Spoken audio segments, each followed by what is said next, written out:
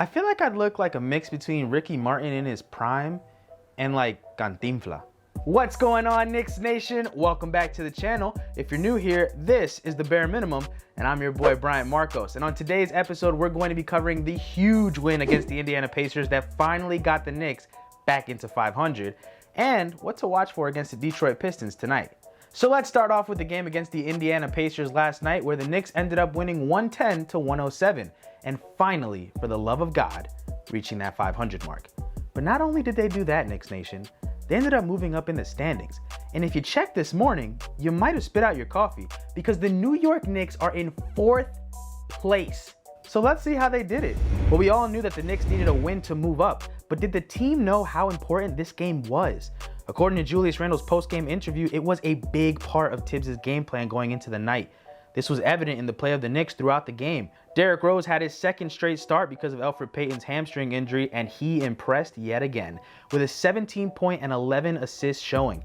I mentioned in the last show how much his creativity and speed add a new dynamic that the starting lineup hasn't had all season. It's really opened up the court for other players, including our top guns Julius Randle and RJ Barrett, who led the way for the Knicks, combining for 52 points last night, including 33 of them that came in the second half alone. It's always good to see that the 1-2 punch of the Knicks is effective in games like this, but it was really exciting to see the intensity of the two late in the game, especially RJ Barrett, who late in the game had this drive on Aaron Holiday and hit the and one layup that not only gave us the lead, but gave Barrett the confidence to demand the ball and have the offense run through him. This was big for the Knicks because it allowed buckets like this. Now, even though that 1-2 punch was very potent last night, I said that the game was going to be a close one. And so our defense was going to be what won us this game. Insert Derrick Rose and Frank Ntilikina with the big steal that would seal the game for us. The only negative that I could take away from last night is that we lost another big man. Taj Gibson ended up leaving the game after suffering a left ankle sprain, which led to Tibbs implementing a small ball lineup, with Julius Randle running the center. Now, the Knicks could go into free agency and explore some other big man options. However, they'll have to cut somebody, and I don't see them doing that. So here we come, small ball, and here we come, Detroit. The Knicks are flying over to Detroit to play the Pistons, and that level of sharpness and focus has to be there for the Knicks. The level of intensity that they had against the Pacers also must remain there. The Pistons are one of the worst teams in the NBA. In fact, they're the worst in the Eastern Conference.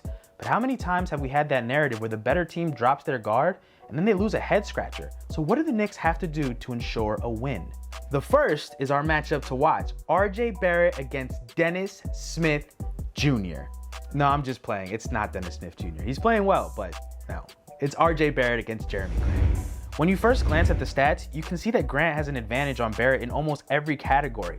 However, in the last 5 games, the stats are much closer, with Grant averaging 21.2 and Barrett averaging 19. Grant has had a breakout year with his new team, jumping from 12 points a game last season in Denver to 23.5 in Detroit this season. But the Pistons are just not built to win right now. While Barrett has had a recent surge in his game due to Derrick Rose entering the starting lineup, this will be an interesting matchup to watch because both players have been demanding the ball more often. The second is to attack the paint. The Pistons allow 50 points per game in the box, and luckily for us, we have a lot of weapons who can do that effectively. RJ Barrett. Overall, the Knicks just have to stay sharp and focused in this game because this is a game that we should win. Plain and simple. That's your bare minimum for the Knicks and Pistons. I just wanted to thank all of you guys for helping me reach my first YouTube goal of 100 subscribers. It means so much to me. I'm your boy Bryant Marcos, and I'll catch you guys on the next one.